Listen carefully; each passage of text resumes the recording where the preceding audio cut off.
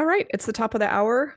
So we're going to officially get started. Welcome to the Business Clinic with me and Leslye Penelope today. We're talking about growing a fiction platform. And just a little bit of housekeeping, we are recording this session. It will be available on YouTube afterward.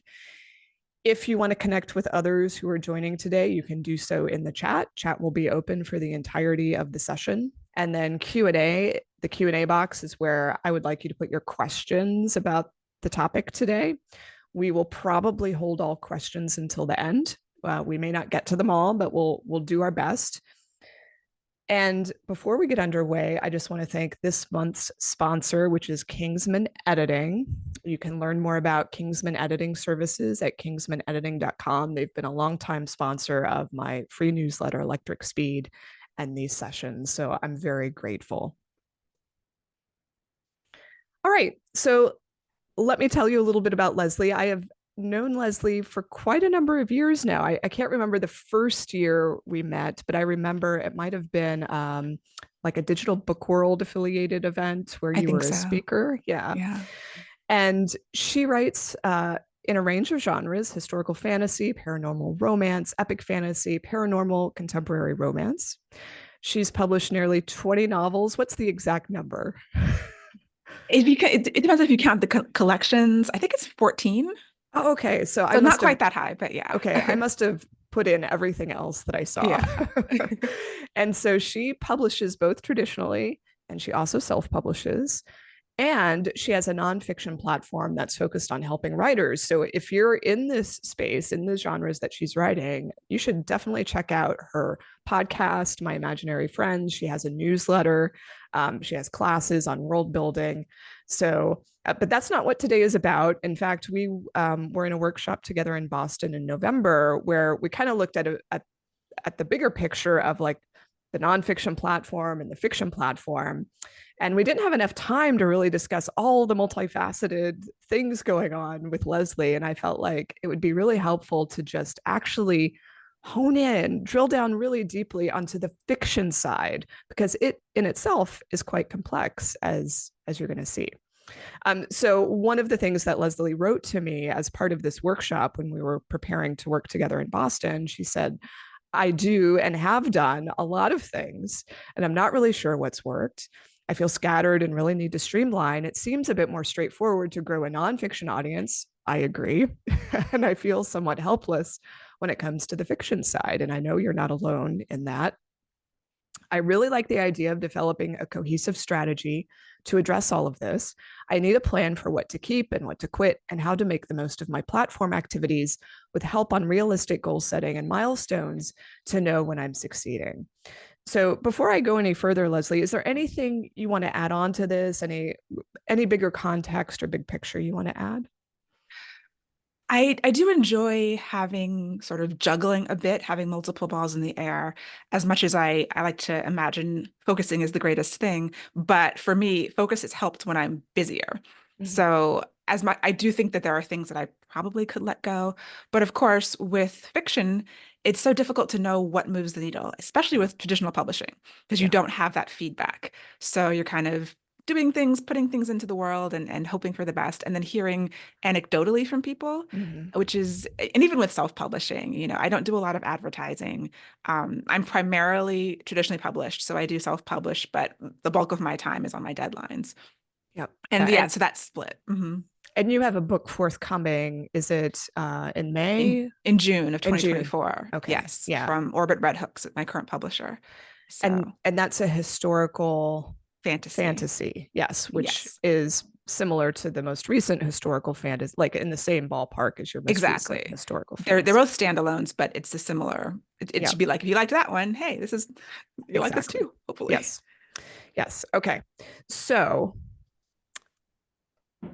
I just want to say up front what some of the complicating factors are that make this both interesting and challenging to address. So you are writing across multiple genres, Mhm. um, and you're publishing under two names, which I understand the necessity of, especially because of the different genres that you've got. So you have, for people listening, you have the L Penelope name that's for what would you say, everything except the historical fantasy, or is it the more steamy Essentially, romance? yeah, I started as L. Penelope with fantasy romance and paranormal romance, both traditionally and self-published. And then I moved into historical fantasy with a new publisher under the name Leslye Penelope. Yes. So going forward, I'm hoping all my historical fantasy with, it's not romance, there's love stories, but not romance in any subgenre. Right. Okay. And so, just to be clear, The Monsters We Defy, that's your most recent title, the historical Mhm. fantasy. Is it so far the only book with the name Leslye Penelope? Correct. The And full then the book. one that Okay. comes out in June will also have the name Leslye Penelope. Okay. And I think you mentioned to me that Monsters We Defy is your best-selling title thus far. It is, yes. Okay. And I just want to say that that is really good news because we, of course, want to see each book do better than the last, ideally, like a trajectory Mhm. moving upward. So this is all very good. We're moving in the right direction. Um, and then, of course, because of everything that I've mentioned or that we've discussed so far, the branding does vary slightly from series to series or from genre to genre. So these are all just like challenges because someone who comes to you through The Monsters We Defy, it might take them a while before they Mhm. realize you have this really significant backlist. And even when I was looking on Amazon and BookBub, there are two different profiles, and Goodreads two different profiles. So Right. that's also more work for you. I mean, how has that felt so far? Are you okay managing those different profiles? I, for the new ones, for like Goodreads, I basically try to point them to my original profile.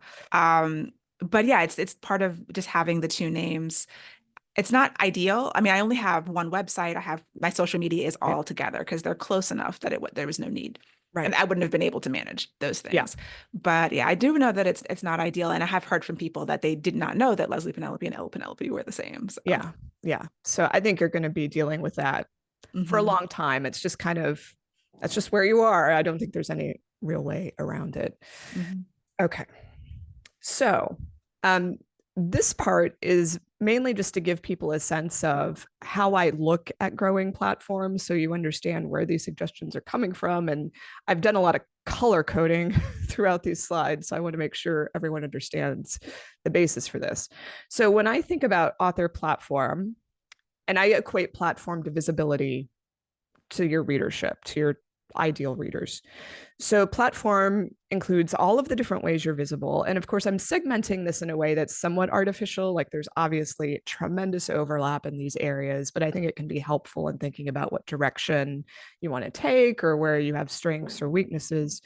So, the number one way that platform gets built is by publishing work, which I think often needs to be stated again and again and again because too often platform gets equated to social media or like just yelling really loud about the fact you have work that can be bought. Buy my book, buy my book. um, but every time you publish a new book, that is an enormous platform building opportunity and moment. And I think some of you, if you've been active in the publishing world for even just 2 seconds, probably know that one of the best ways to sell an old book is to release a new book. So, one of the ways to grow platform is to simply be quite prolific or to focus on the next book that you're going to publish. And of course, Leslye, you've got a lot of platform strength here in that you've got the 14 books, and I counted up to 20, including everything I could see. So this is a great strength, and you can push things forward. I don't want to say solely by focusing on really launching well with each book, but I think they're really critical moments where you have the opportunity to break out in a new way that you haven't before. So we're going to talk about that more later on with your upcoming release. Then we've got author website and any associated content with that website. So it can include blogs, podcasts, content that you produce on your own. And you do have a podcast. It's on the nonfiction side, but I'm sure you've got fans who listen. You've mhm, got an email newsletter, which is significant. You've got thousands of subscribers, mhm. and a Substack. You have a social media presence, which I'm largely going to be ignoring for today. Not because I don't think it's like important, but I don't think that's necessarily where the opportunities lie. I I, ignore it too mostly. okay. And I know that you weren't I know from our previous conversation, you're not necessarily interested in making that a focus, which Right. I think is great. I don't think that's a problem at all. Um, then there's network, community, relationships. I think of this more in terms of like peers, colleagues, other authors, and then influencers and VIPs. This would also include any media, reviewers, people who have who reach large audiences, and you want to try and ride their coattails to increase your audience. Mhm. Okay, so just to be really tangible for people, so for the people listening, so you understand, like I mentioned, having work on the market, really number one. So a new book launch would be an example of a growth opportunity.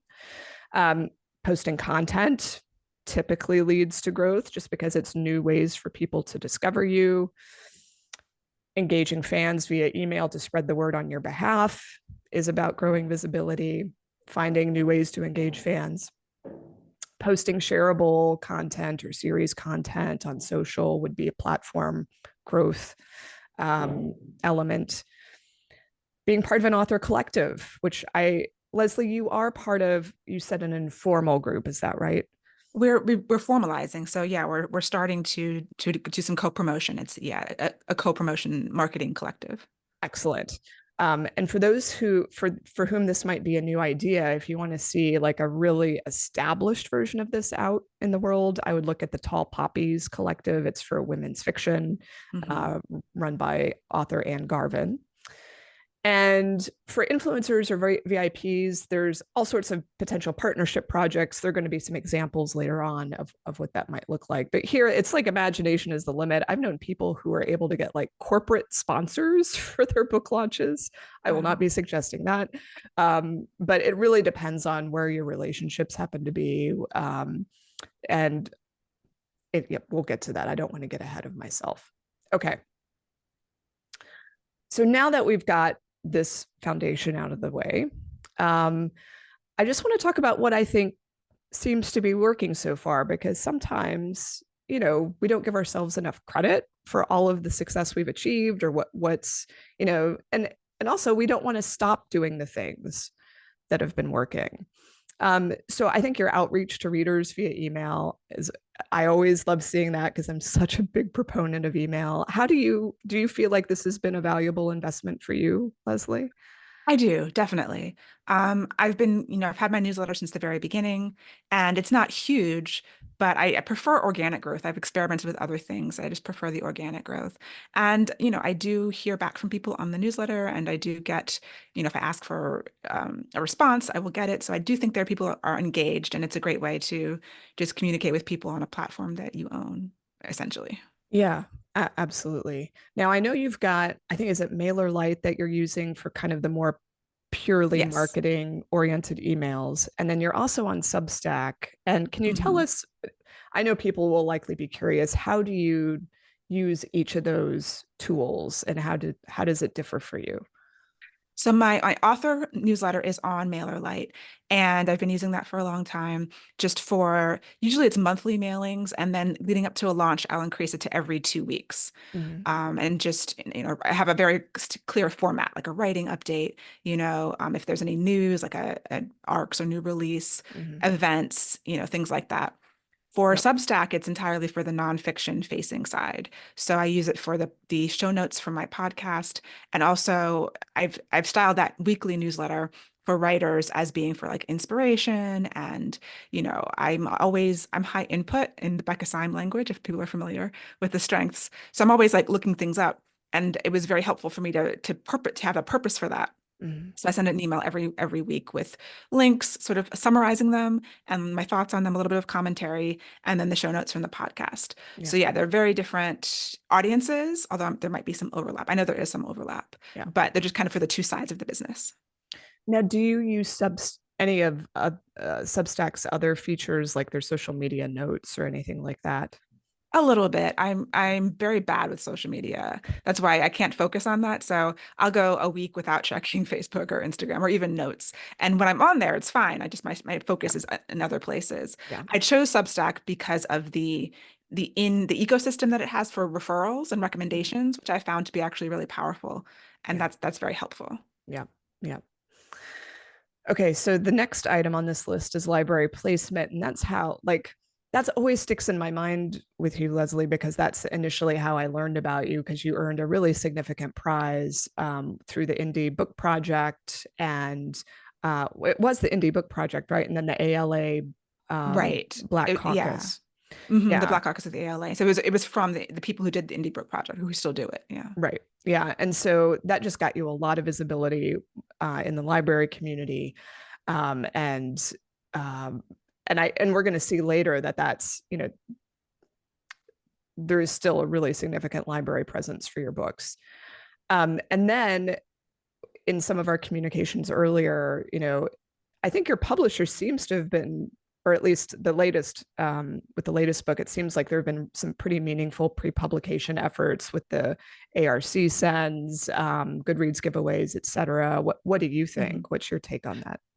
Yeah, I've been with St. Martin's Press and currently I'm with Orbit Red Hook, and both of them have done paper arcs for the majority of the books. I did a 4 book series that you can see on the screen here. So I think by book 4, they were like, okay, maybe not. But initially, paper arcs were sent out and multiple Goodreads giveaways with both of my publishers. So that has been, um, I think that's been great. They've done like 100 book giveaways Yeah, multiple times. yeah, yeah. We're gonna in just a moment. We're gonna I one of the reasons I feel like it's been working is that one of the fans I discovered for you discovered you through that ARC Oh, program. nice. Um, okay, so generally speaking, I think the strengths you bring to the table, you know how to do websites. Like that's one of your like side gigs is you do website Mhm. design and you do your own website, which looks fantastic. Thanks. You've got what I consider a pretty consistent publishing schedule. Whether that's the books, the newsletter, it's just to me, it's just very commitment, step by step, day after day. That's how platform grows is through that consistent effort. Um, you're growing this archive of content that could be used in a lot of different ways in the future. And you've got your books get awards and starred reviews. They appear on like best of lists. And this is like all like just terrific fodder for taking the next step. So is there anything else you would add to this picture? I think yeah, that's pretty. I do try to be consistent with everything I do, and I feel bad when I'm not. So I try not to add something until I know that I can be consistent at it. Yeah. Yeah. I find I was having a conversation with another author recently, and we both remarked on how most people don't have follow through on the things Yeah. that they do, and it's a common thing for people to abandon efforts before they pay Mhm. off. But I want to emphasize that it's so important to have the consistency. Obviously, you don't want to keep doing something if it's not working or if it's a Right. drag. Right. But I feel like you found some things that are really working for you, and I hope you continue them. All right. But this is about other things like growing, going past what you've got. And so, one of the very first things I did was I tried to find three, or well, I found three. I wanted to find as many model fans as I could, like out in the world, that said, I am a fan of Leslye Penelope, not a particular book, but you, the author, especially given that you are working in multiple genres and you've got a couple names. So the first person that I found is Nikki. I couldn't find her last name. um, she's a blogger at Read and Wander. She's obviously a very avid reader, consumes a lot of fiction as stress relief from her job as a doctor running a mental health clinic. This is a picture of her that she has right on her blog. She participates in Goodreads challenges. And for those who don't know what that is, there's Goodreads challenges to try and read a certain number of books in a year. She discovered Leslye as a reviewer through NetGalley. So NetGalley is a service that distributes advanced review copies, and I assume Leslye, your publisher, set that up and Mhm. helped And I've used it administer. for my indie stuff too, Have the you? Okay. collectives. Yeah. And has that worked well on the indie side too? I think when I was doing it earlier on, I got more reviews than I definitely would have Okay. otherwise. So I was Yeah. happy with it. Okay. So you're familiar with that whole environment. That's great. Hmm. She says specifically, I think in her about section, that diving into a fantasy world keeps me sane, which I thought was a really interesting expression. She's a Star Wars nerd. Are you a Star Wars nerd? I don't know. I'm a little bit like I know a lot about Star Wars. I've read some books. I've watched a bunch of the cartoons. I'm not. I don't know if I count. If I do I know enough. I would be worried about calling myself that if I don't have Okay. the proper credentials. But I Okay. can speak Star Wars. Okay, you can spit. That's all I wanted to know. All right. And then she reads across multiple genres, which is great. So like to me, she's just kind of like a wonderful prototype. Like we want more Nickies for Yeah. Leslye. And so what really, jumped out at to me is how she discovered you.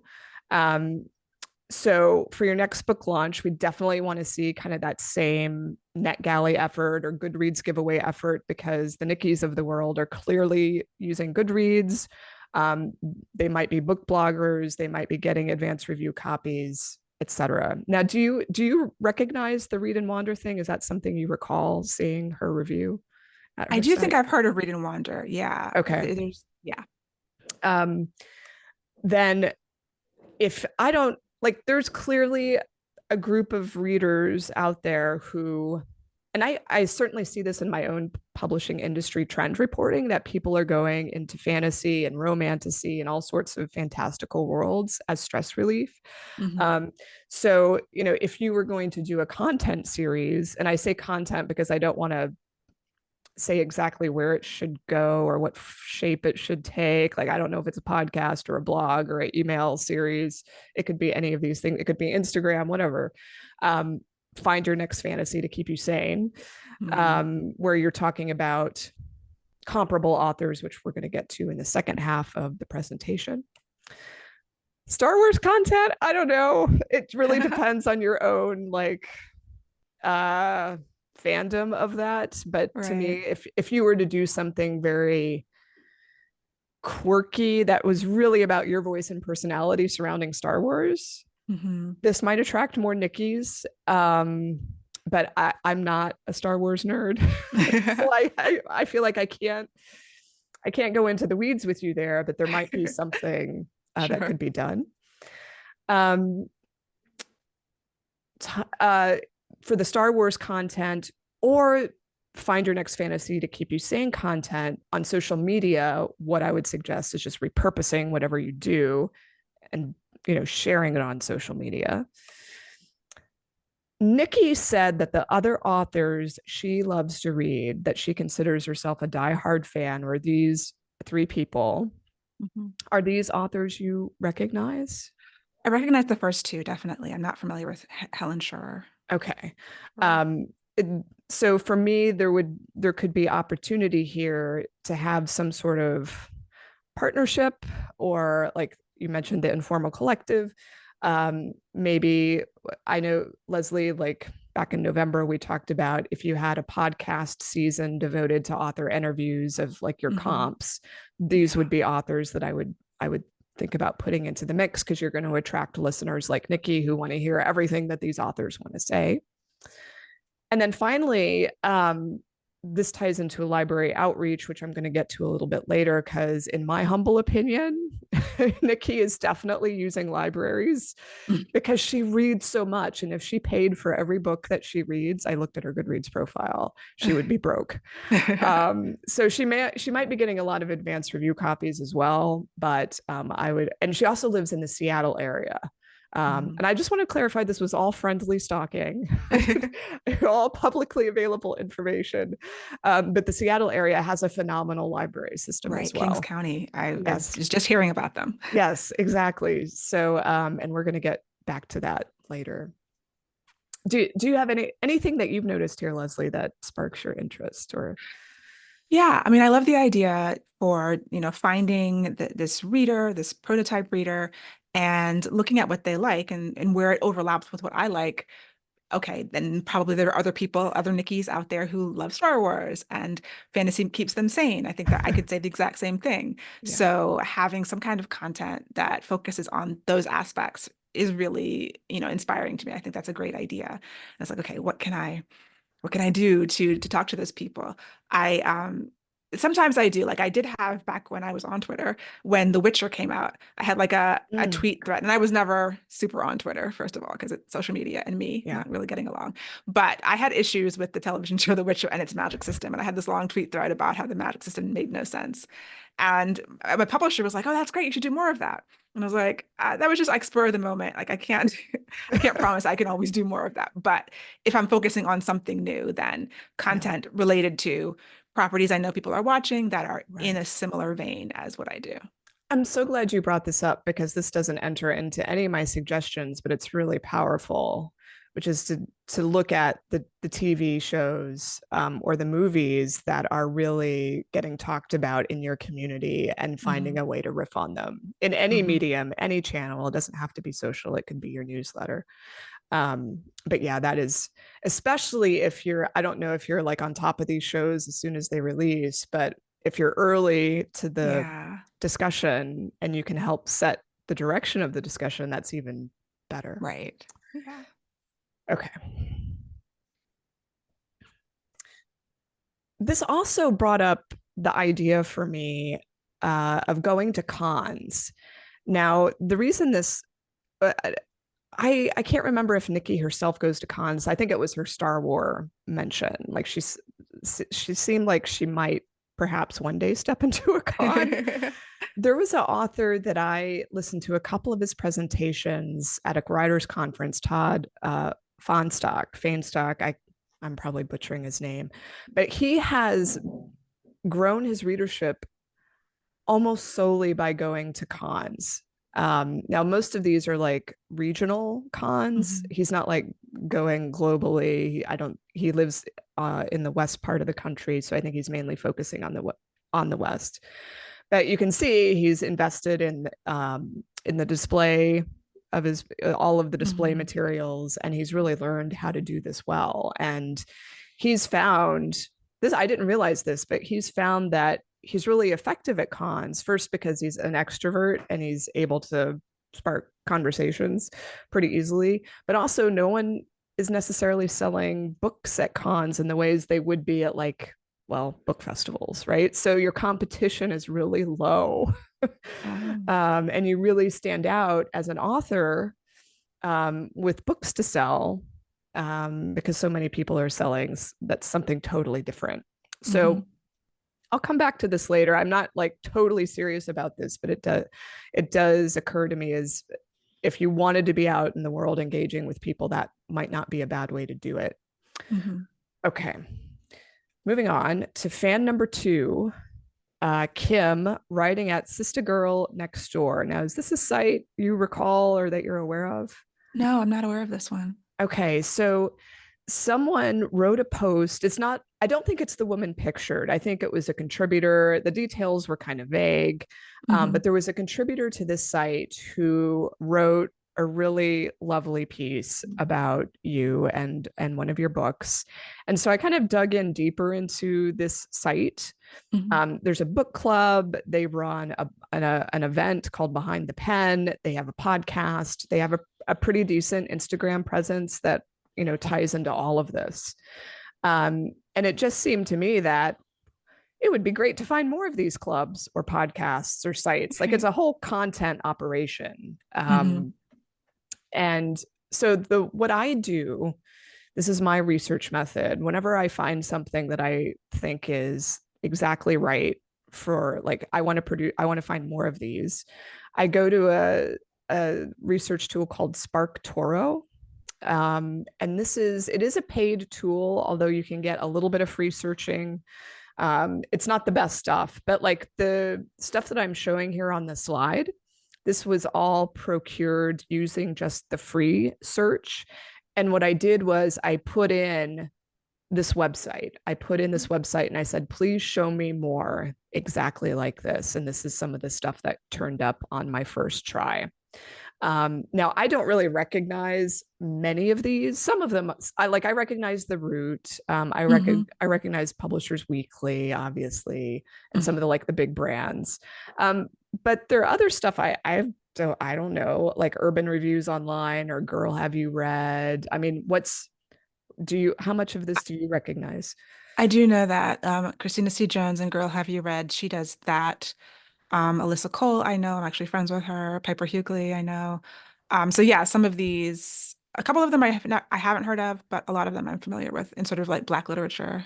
Okay, excellent. So to me, this is both about uncovering new media outlets or new communities that should probably like get a copy of your book, or that maybe they would interview you, or if they don't have some book communities are very focused on new releases and others aren't. So some of this could Mhm. be focused on your backlist, others you might focus on for a new release. So part of it's about uncovering the new things, but also reminding you, have you is this an opportunity you've overlooked? Like, maybe Mhm. you should be trying to get in the door at Girl Have You Read? Should you? I don't know. Mhm. Right. Um, so the two platform growth things here are engaging with these folks on social. Spark Toro also gives you hashtags that you would use if you didn't know what they were already. Um, and then obviously it helps you develop a list for your next book launch. As far as just media outreach, this is something that you could share with your publisher. Maybe they already have connections there, or you could approach them on your own. Or obviously, if you were working with a freelance publicist, they could help you refine a list. So lots of different purposes here. It could be both long term, trying to build better relationships, or short term, getting them to do coverage of a book. Mhm. Okay, so fan number 3 that I found, Valerie Wilson Wesley. Is this someone you recognize? Yes. Okay, and so do you have a relationship? No. No. No. Okay. I don't think it was clear to me how the two of you knew each other. Do you recall? I believe I have met her at a conference, but she's not someone I'm in contact with regularly. So I've spoken with her before, actually. Okay. So she's a fan who is also, I would consider, a fairly established writer. She is doing work in different genres under different names as well, mystery and paranormal romance. Former executive editor of Essence Magazine, graduate of Howard. You're a graduate of Harvard Yes, too. Yeah. we have the same alma mater. And her books were also celebrated by ALA's Black Caucus. So there's some really interesting synchronicities here. So as far as, this just raises the big platform growth opportunity that all authors have, is trying to look for ways to collaborate, or is there something long term here that could be useful, or are there little short term projects that you could do together? So, because you're both known to the ALA and to libraries, there might be something there that you could do together related to library marketing outreach, especially if it was tied to specific months or themes, um, events and panels, bundle giveaways on the romance side. I was wondering, is there any sort of Howard University, um, I don't know, author network or book festival? Is there anything like that? Not that I know of. I know I saw that the Alumni Association was starting a book club, and I have on my long list of things to do, like email them about my books. There's also my two of my other roommates. We were in a suite of three senior year. They're also authors, so I wanted to try to get like something in the alumni magazine about all three of us, publishing books. Yes, that's Yes. exactly the sort of thing that I'm thinking about. And if you were really entrepreneurial, you might try to launch some sort of event. But yeah, I think it feels like there might be something there that could be super useful. And then I was also wondering if is there any sort of network or like collaboration among all the authors who have been picks of the ALA Black Caucus? No, there isn't.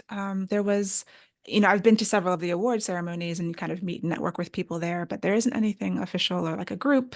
But Mhm. that's a great idea too, to maybe start something like that. Yeah, and that would certainly help with the library marketing, like um, thinking about how to share the burden, of doing something regularly. Right. Okay, so that this is all the stuff that we've discussed. Just being really tangible with some of like the platform direction. You could go with any of this, whether it's partnering on launch events, interviewing these comparable authors, forming a collective, and so on. Okay, so we've talked a lot about library outreach, and it kind of begs the question, well, there are a lot of libraries in the United States. I think there's actually, I heard a statistic, there are more libraries than McDonald's. Um, Wow. so just to That'd be say, amazing. yeah, it's no like simple thing to suggest, oh, you should just market to libraries, because there are many different types of libraries, some with different budgets, different sizes. We mentioned the Seattle area, the Kings County is a particularly great one. Hmm. So are you familiar with a tool called Library ATM? No, Okay, so are you a member of the Authors Guild? no, I don't believe so. Okay, so this is something where I would be happy to help you behind the scenes. For those listening, if you're an Authors Guild member, you have access to this tool called Library ATM. I don't like that name, but where Authors Guild allows you to log into the Overdrive portal. Overdrive is the big ebook library distributor, digital book distributor in the world, definitely in the U.S. And so you just plug in an author name. It doesn't have to be yourself; it can be anyone, or a book title, and it will show you all of the libraries that are carrying the book. Wow. So this is really powerful, and it can help. It can help you make some of the tough decisions about, okay, where is my time best going to be spent. So since you have so many books, it would take a little bit of time to figure out, okay, which libraries are the biggest fan that seem to be carrying most of my books. Hmm. Um, I didn't necessarily come to any conclusions. I just saw that your books are carried by libraries, generally speaking. um, and the audiobook for Monsters We Defy is, in fact, more popular. Or no, Wow. I'm wrong about that. Sorry, scratch that. It's almost as popular as the print edition. So it did win an audiobook award. So it's not surprising. I think that number is going to keep going up. So anyway, the Los Angeles Public Library is ranking pretty high here. Let's see, were they on the previous? Yeah, they're on the previous slides as well. So certainly the Los Angeles Public Library is one Hmm. that I would be trying to get cozy with. Hey, you haven't been there, have you? No, I haven't. Okay.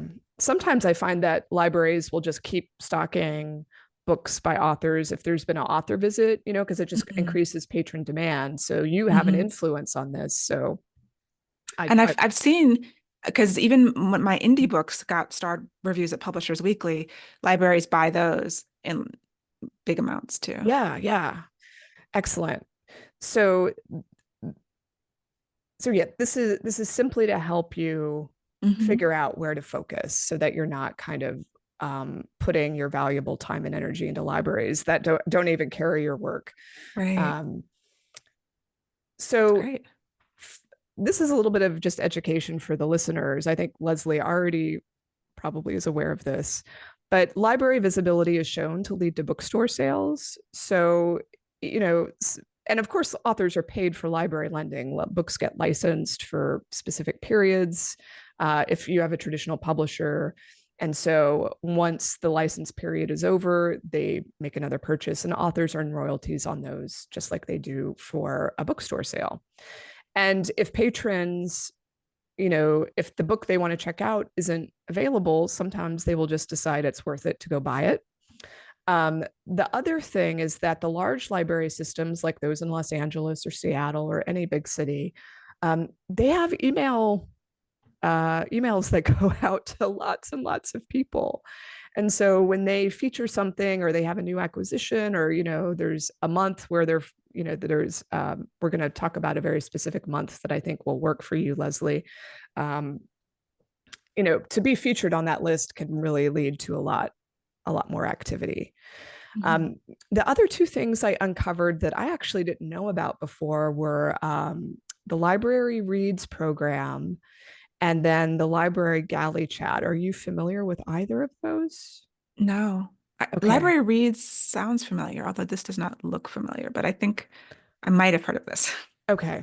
So I didn't know if you had been featured in Library Reads or not. It wasn't the easiest site to search, but it Hmm. seemed to me that if you had not been featured, that needs to be corrected. And then the galley chat is specifically for, new books coming out. If just as booksellers will get advanced review copies, librarians get advanced review copies. And I just want to make sure that your next book, if it's not being sent to library galley chat, it should be.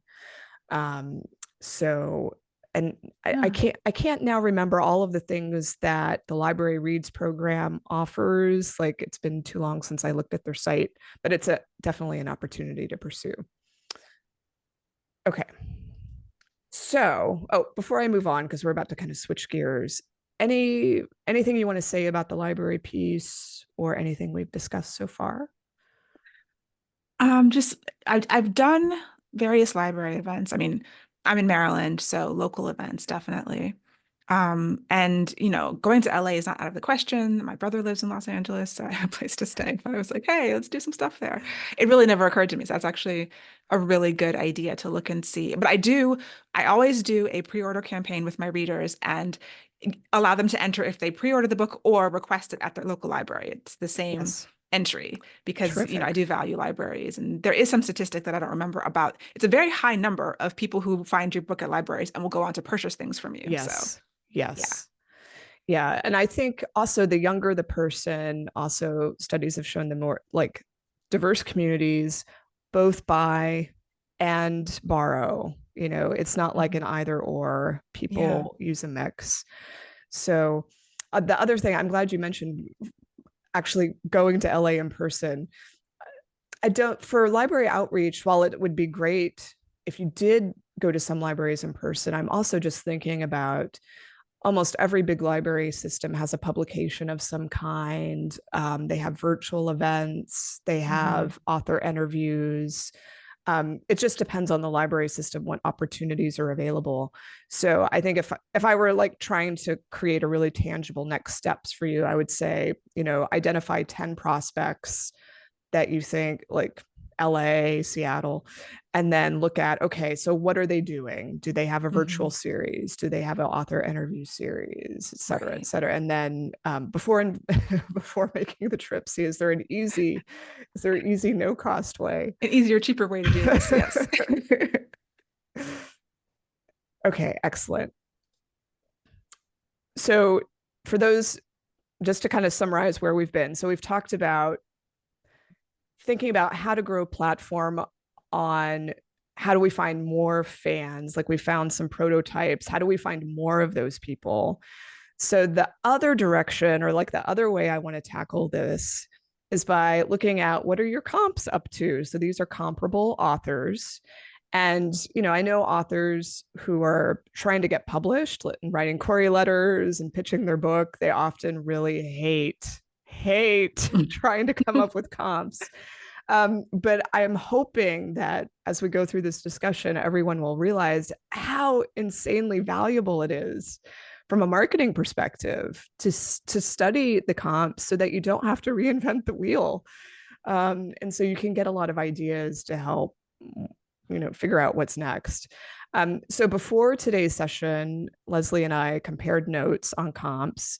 And the way that I research this, just full transparency, I'm not a science fiction fantasy reader. So I'm just looking at data, looking at patterns. I don't have good instincts for these authors. But what I did is I looked at Amazon. I looked at Amazon's customers who bought Leslye, also bought these people. Also, if you often look at a like an author profile page on Amazon, sometimes the authors themselves will recommend books they like. But Amazon itself is a really good way to try and find comps. Goodreads, same thing. I also used the fans themselves because they would often talk about their favorite books or their favorite authors. Um, I looked at book roundup lists through Google. So, like, I specifically went searching for Monsters We Defy, like, what sort of book roundups was that book in, and what other authors were included in the same roundup. I looked at events where Leslye was speaking or featured. Who was she in conversation with? So all of those things, I ended up with a list of, I don't know, maybe 24 authors. And I sent them to Leslye and I said, please tell me which one of these actually look feasible as a comp. And then we narrowed the list down, I think, to these.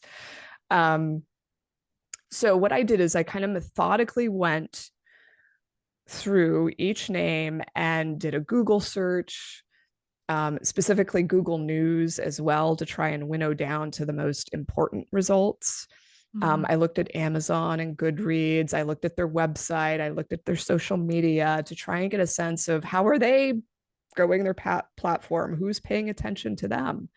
Okay, so some of these authors, I ended up with a goose egg. Like I couldn't figure out anything either because they haven't got a lot of coverage or they're not very active online. And so you just have to pay attention to those who can be friendly stalked. And one of the ways that this is super helpful is it helps you compile a media outreach list for the next book launch. And then you also get ideas for partnerships, especially media, important people that, if these people are engaging with these VIPs, then you definitely should be engaging with them too. Like there's an opportunity there.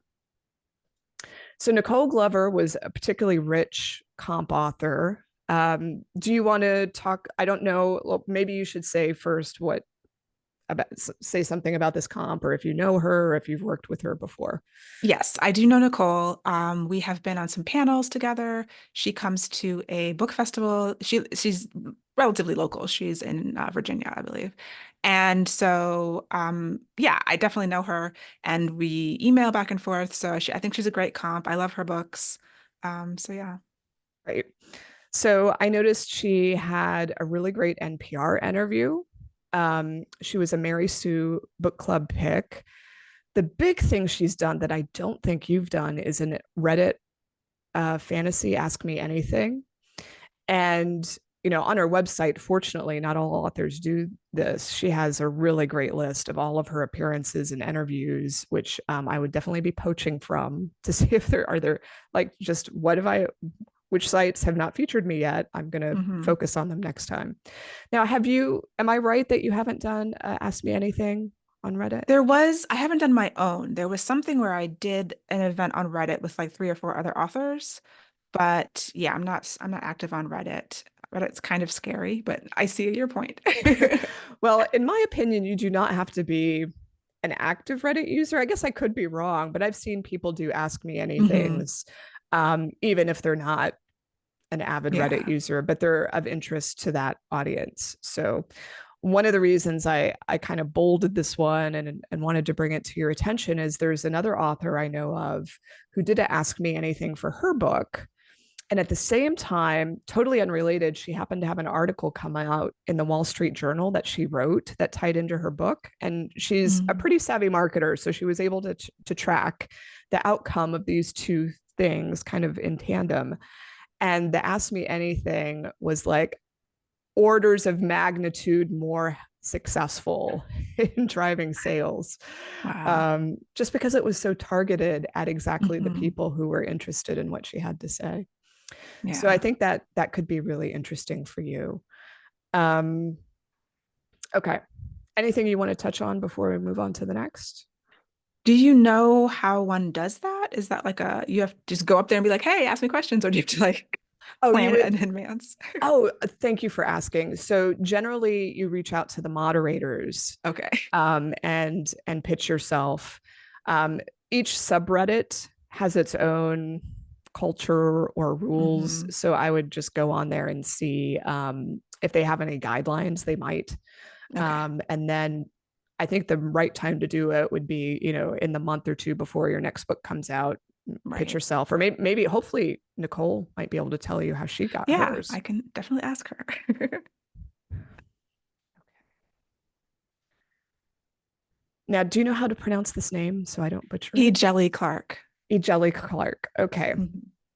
So Jelly Clark, I found out through through this author that there is a Black speculative fiction month in October. Did you know that? You probably did. Yes, I do. Okay. So the reason I mention that is because if you think back to the library outreach and like what are some ways to like get their attention or to, like since, if you don't have a peg or an angle, it can be hard, but that would be a great angle Hmm. for approaching libraries. Uh, Featured on Nerd Daily, interview with LA Public Library, which caught my attention for obvious reasons. I think this was on their website so there's definitely, I think, a website opportunity there. Also featured by the Assembly on Literature for Adolescents, um, which is related to the National Council of Teachers of English. I think that's what that stands for. Now, Hmm. is your book, I don't think your books are categorized as YA. Is They're that not. right? They're Do you miscategorized, is why, they're but they are not. miscategorized. Okay. Yeah. So do you know if do you have a crossover audience into YA? Do you know? Actually, I do. I just did a Okay. couple of school visits, oddly enough, which I All was right. surprised at. So, especially the monsters we defy, because it's history, there's so much real history. And even the earlier work, it's more new adult, but people called it YA all the time. So there Okay. is crossover. Okay. So that's another kind of it might be a community or network that's really useful if you wanted to grow your platform in that direction. Hmm. But you might not. I mean, you might be like, I really don't want to expand my YA audience. I don't want to be categorized in that way. So that's your choice. Hmm. I noticed a couple cons active here for this work. So to me, that's just like if you wanted to go the con route, it seems Hmm. like you could make it. You could do some testing. Baltimore is in your backyard, or you're in Yes. Baltimore, so that might be a good way to test it out. Have you been to that con? To been to Balticon, yes. I don't Okay. go every year, but I have been there. And I was at New York Comic Con one year. My publisher brought me to, they were doing a giveaway of my books. So Oh, yeah. okay. So how did it go? How is the con experience for you? Well, it depends. I wasn't selling. I didn't have a table there at Right. either time. So like at Balticon, I think I've done the panels. But and yeah, New York Comic Con is just so large. It's so Yeah. overwhelming. It was Yeah. interesting. And it was with St. Martin's Press. So I think they gave away maybe 40 or 50 books and I was signing them. Mhm. And that was odd. It was nice to meet people. I don't know if that pushes the needle when you just sort of, hey, there's some books to give away at Right. this gigantic con or not. Yeah. Yeah, it's hard to say. Did you feel like it was a good fit for you personally? Like it was the sort of environment you enjoyed? Either one, Balticon or the Comic Con? I'm kind of neutral, I guess. Okay. It's like I've never been a con attendee. Like some people grow up going to cons, Yeah. even though I've loved sci-fi and fantasy, that was just never a place I felt like I fit. But as Okay. an author, I do a lot of events. And so yeah, I'd have to think about that more. Okay. It's not like a natural thing, but I do see that the readers are there and readers who are very excited are there. And I have a very good friend who actually sells at New York Comic Con every year. She's completely Oh, okay. indie. Okay. And she does really, really well, but that's her personality. That's a big part of her Yes. business model. So yeah. Yeah. Well, maybe there's a like if you wanted to test the waters or try it a little bit, Hmm. like if she'd be willing to show you the Hmm. ropes or share a Yeah. table or those sorts of opportunities might help Right. Yeah. if you felt like you wanted to get into it. Hmm. Okay. Another name I'm not going to be able to Shannon pronounce. Chakraborty. Yeah. Chakraborty. Okay. So this particular author has a really significant Instagram presence. I don't know if that's just because her books have sold that well and, through over time that just Yeah. resulted in the big presence, or if it's because she's really active there. Sometimes it's hard for me to tell. She was on a podcast called Wine, Women, and Words, a Fantasy Inn podcast. Her book was part of the Fae Crate subscription box. Are you familiar with that? Yes. Yeah, they have to Okay. choose you. That's a big deal. Okay. Do you have any idea about if that's if publishers are submitting books for consideration? Do you know anything? I'm not sure if it's that or they come to you. Okay. But it's like it's sort of you have to already be on the radar either way. Okay. They're not breaking new talent from Okay. what I know. Gotcha. And then she was on 88 Cups of Tea podcast, which I think has some crossover with the writer audience. So Hmm. there wasn't, I don't know that there was necessarily any like breakthrough moments for me on this one, but there were definitely some podcast moments that look like they might be relevant to you. Have you been on any of those? I haven't, no. Okay. Sangu Mandana. Hmm. And I realize I forgot, I keep forgetting to ask you for any insights you want to share about these comps before I dive in. Anything you want to say about Sangu? Yeah, she had a started with YA and then now she's in cozy fantasy sort of romance. Mhm. I do like her books. I think I was on a panel with her once. So I think she's a good comp. Okay. So interestingly, she was a guest on the Teen Librarian Toolbox. That's the school library journal um, uh, blog or what like website feature. Hmm. And so this is again, if you were wanting to drum up more visibility in the teen or YA market, I would say you could be a guest as well. Hmm. A site called United by Pop featured her. She was also in the Nerd Daily, King County Library System pick, and also active on Instagram. Tasha Suri, anything you want to say about her? Yeah, I mean, I think we're in terms of epic fantasy with romance, that's a similar space to my epic books. And yeah, she's in the UK. I think we have the same publisher because I Okay. was at least yeah, I believe she's with Orbit also. Okay. Yeah, she just great. She really blew up last year with her latest trilogy. Okay.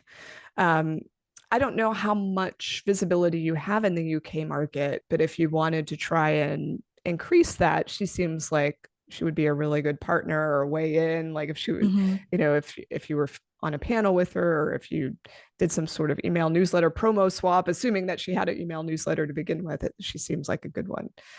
She TikTok seems to be her jam for better or worse. I know you did a Yeah. little bit there, but haven't lately. But even if you're not active on TikTok, you her presence is so active that it could just be useful for market research purposes, Hmm. like which people on TikTok should receive an advance review copy of your book, Mm. which I don't know if that's going to be on your publisher's like hit list of things to do, but it would certainly be on mine if I were sending out advance review copies. Hmm. Which brings me to this idea of doing an art campaign for TikTok, and this could either be forward looking, like for your next book, but you just won that big Audie Award for Monsters We Defy. How long ago was that was That might have announced? been August or September or something like Okay, that. so still pretty recent. Hmm. I don't know if your publisher has done much surrounding that award win, but for me, it's still recent enough that there's publicity that you could potentially do around it, or you could send it out, Hmm. target some people. I found this TikToker, um, Listen with Brit, who is really popular on the historical fiction fantasy side, Hmm. and she's an audiobook lover, all the romance. I just thought, well, if she hasn't listened to your book, she needs to. Right. So I would, maybe your publisher could be convinced to like do whatever it does with. They have to be. Hmm. They have to be doing TikTok influence campaigns. So I would Yeah. bring it up with them. Uh, Alaya Dawn Johnson. Anything you want to say about this comp? I I believe she gave me a blurb. But yeah, she's fantastic. And then she lives in Mexico now, but she does like more literary kind of speculative fiction. Yeah, yeah. I found it interesting that she was a guest at the John Scalzi blog. Are you familiar with that blog? I mean, I know John Scalzi. I don't know if I've ever read his blog, but Okay. He has a massive readership. So, hmm. like, if I could be a guest at his blog, I would do it in a Right. heartbeat. So, if I didn't even realize he has guests, to me, that's a really excellent one off opportunity. Obviously, you would need to find the right thing to suggest to him. Hmm. She was also on the Nerd Daily. I keep mentioning the Nerd Daily for a reason. which will be revealed, the Nerd Daily. Um, I was not aware of this site. Is this I'm something? not at all familiar with this. Okay, so like this was new to me. And so the first thing I do it just came up like with every single comp, the Nerd Daily, the Nerd Daily. And so I plugged it into SparkToro to kind of get a sense of what it is. And Mhm. I came up with this first flash of results, which, I would encourage you to dig deeper if you want to find more publications like the Nerd Daily. But something I'm wondering is they have a lot, like they seem to be a content intensive site. Like they're really Mhm. hungry for new content all the time. And it's almost all writing book literary stuff. And I just wondered if um, could you be a contributor if you had the bandwidth for it? Mhm. Just aside, like you could just say, nah, I just need to be featured there, like all of my other comps, and that would be fine. But I think if they're accepting contributors, this seems like a place I would want to start contributing to because everyone seems to be featured there. Right. Um, okay, so that brings me to this question of we've gone through all of these different ideas, and so what do you focus on? And it's really personal, I think, in the end, what you want to focus on. And I created this chart. This is not like some official publishing designation about how to Yeah. focus your efforts. It's just how I like to think of things. Mhm. So I find that some people, they just decide, I'm going to focus online for now. I'm hunkering down in my office or in my space. I'm not traveling. I'm just staying here. What can I do at home? And then there are other people who they just want to go out in the world and interact. They don't want to be online. And then there's also building on what you have and then trying to start something new. And so of all of the things that we've discussed, I've mapped it on this graph. So number one for me is nailing the next book launch. I Mhm. think that's always going to be for you, at least at the moment, the biggest possible way to grow your platform.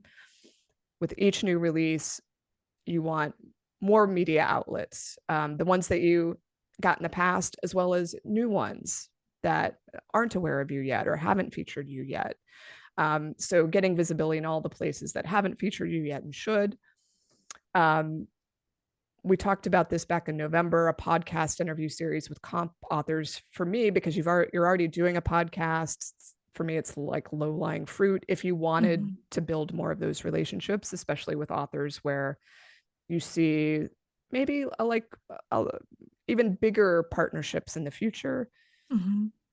library outreach campaign, write for the Nerd Daily, exhibit at cons, build an email list through giveaways, bundles, discounts. And this also overlaps a lot with some author partnerships of other authors, especially the comps that we talked about. If they have their own email newsletter lists, doing Yeah. some sort of like cooperation of mentioning each other's books. Um, Double down on the author collective since you're starting to formalize what you've got. You could double down on that, create new ones. We talked about Howard University or the ALA Black Caucus.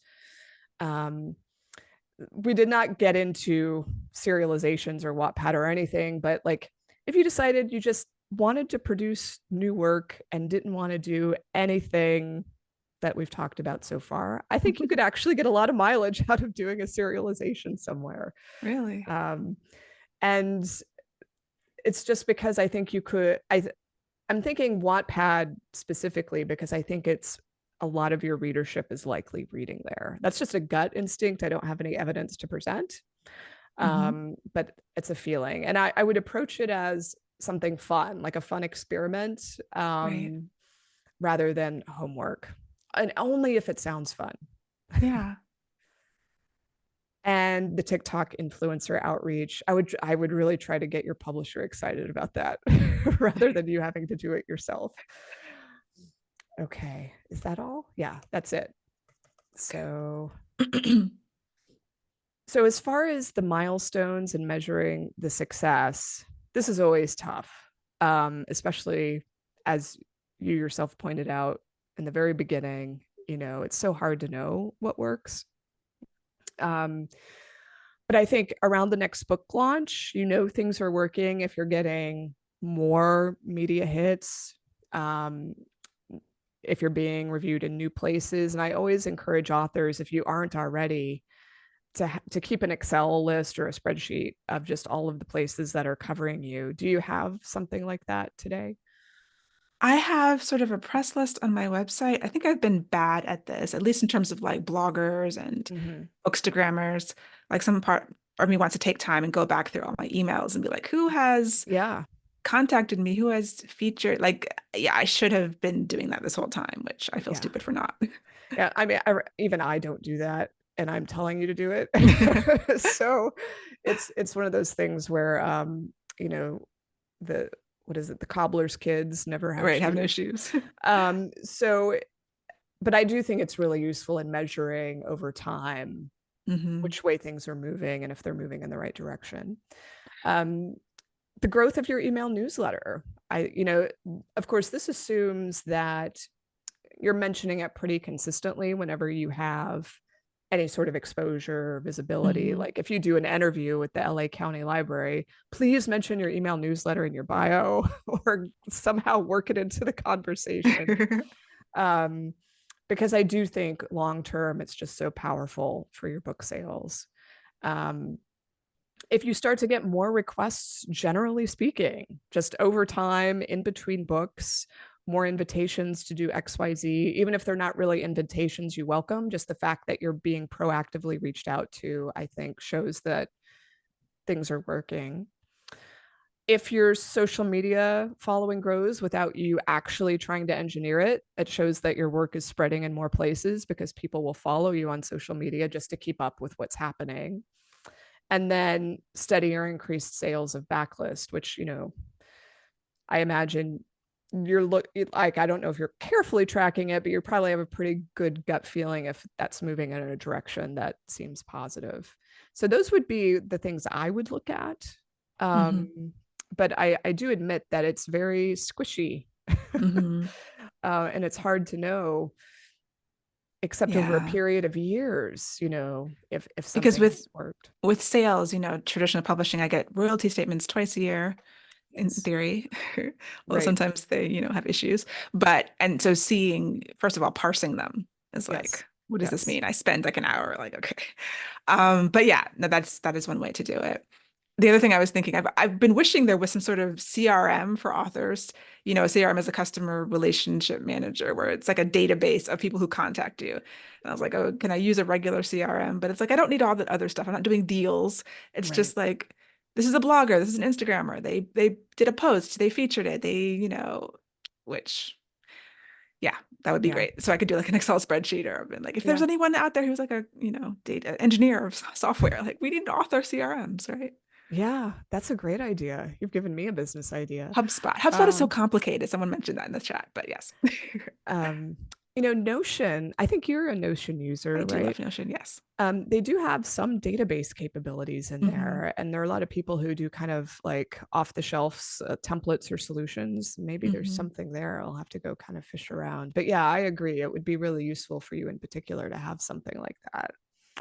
Um, Something else, aside from the royalty statements you receive, if you just want to kind of do some spot checking, like if you had a really big week of some kind, you could always log into your Amazon account and look at your book scan sales through Mm, your Amazon Central, yeah. um, as long as it isn't upsetting. It's like some people can get maybe a little too Yeah. um, I guess tied. the rank might be if there's some sort of overall growth, the rank will show it to some degree. Yes, and but you do know about the book scan piece, Yes, I right? do. Okay, Yes. yeah, but the rank too, yeah, will But definitely. BookScan doesn't include ebooks, right? Or is that not accurate? I know it was some kind of somehow very inaccurate, like it only shows 60 or 70% of book sales, something like that. Yes, you're absolutely right. It's only going to show you print sales. Um, and if whatever your self-published work, if you're selling through Amazon, if you're selling ebooks through Amazon, you'll see that. But yeah, otherwise it's just print. So it's an imperfect tool, but it's Hmm. better than waiting 6 months. Right, yeah. I'm trying to think if, I mean, if you, I don't know that you could necessarily track the library lens. I mean, you could see if more libraries were picking up the book through that library ATM, but that's going to be a really slow burn. And one thing to note for traditionally published authors, I tried, at least with St. Martin's Press, to figure out how many libraries had bought or what my royalties are from the libraries. And they were never able to really tell me. It's very difficult to get those numbers. They don't show up on your normal royalty, Yeah. at least in the publishers that I've worked with so Yes. far. Yeah, that's common, and I find it infuriating. Yeah. Okay. So we've reached the end of my formal comments. What else would you like to discuss, or do you have questions? This was really wonderful. I think that, do you ever recommend an author, at least a traditionally published author, or even self-published, hire an external publicity person, an external PR person? If you can afford to burn the money. Um, and I don't mean that like in a way that's critical of the publicist or the marketer.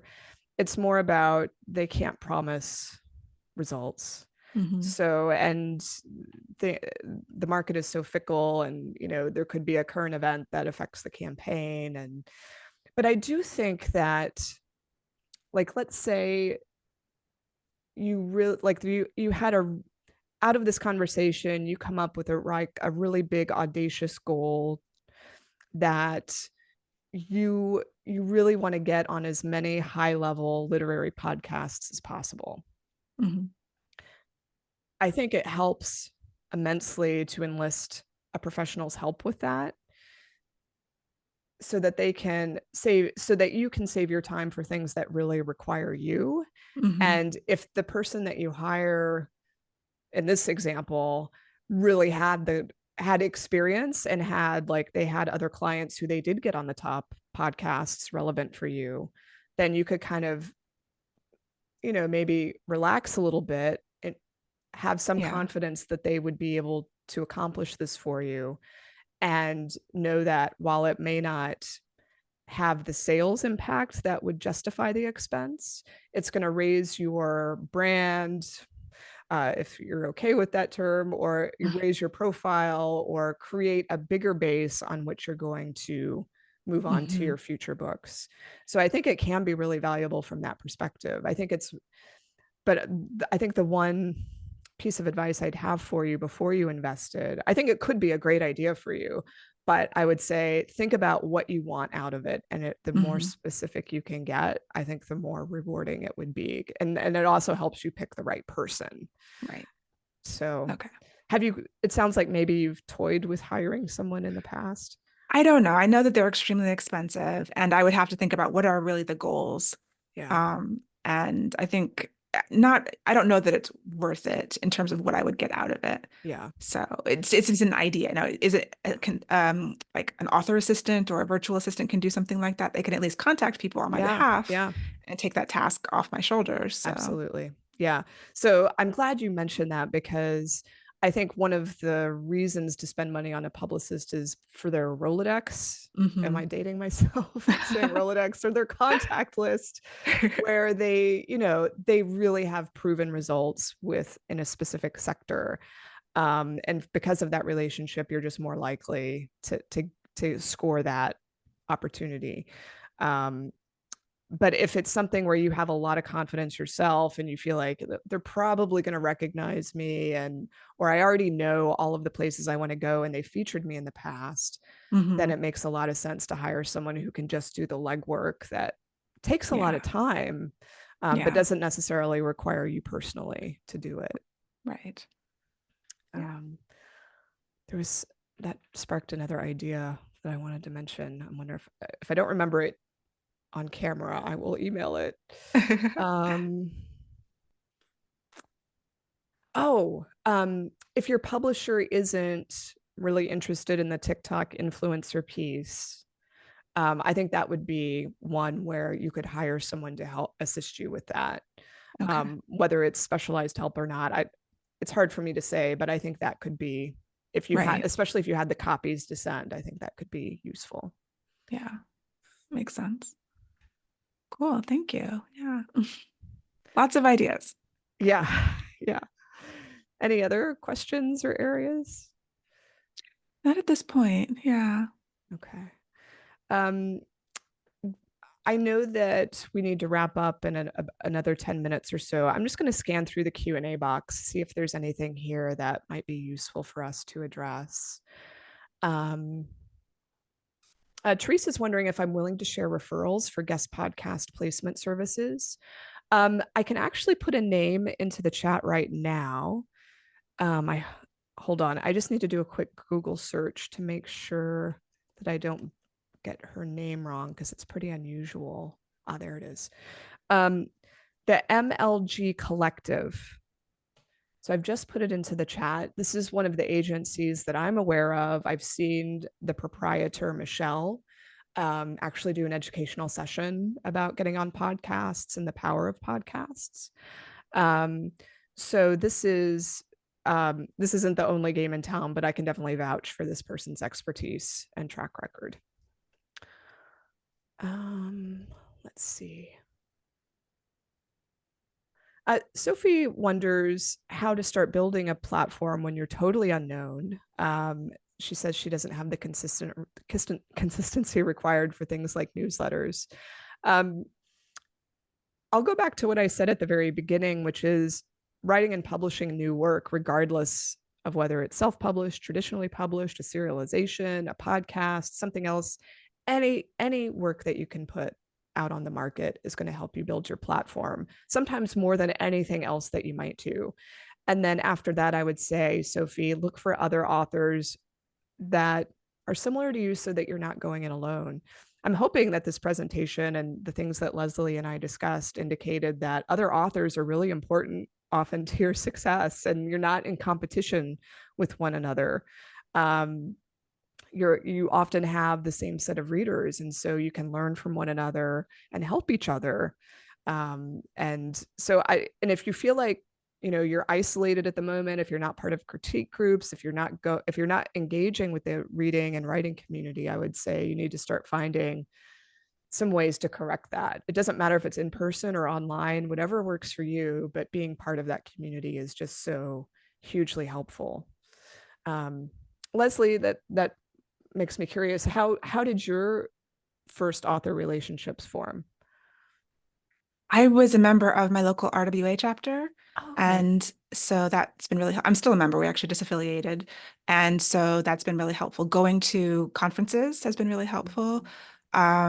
And there's, the genre based romance, fantasy, sci-fi. I've met lots of people that way. And then some online groups sometimes. Mm-hmm. But I found that a lot of the original connections early on were from in-person writing groups and events. Of Mm-hmm. course, if online is the only option, then that's also a great way to meet people too. Yeah. Let's see. Elle is wondering about a pre-order campaign for people who suggest the book to their library. How does it work? Leslye, do you want to talk more about how you do that? Sure. My pre-order campaigns are basically just a form on my website. You can use the Google form. And I just say, you check a box. If you have pre-ordered it, then you upload a picture of the receipt, which is pretty common. If you have requested it from your library, just a screenshot of the request.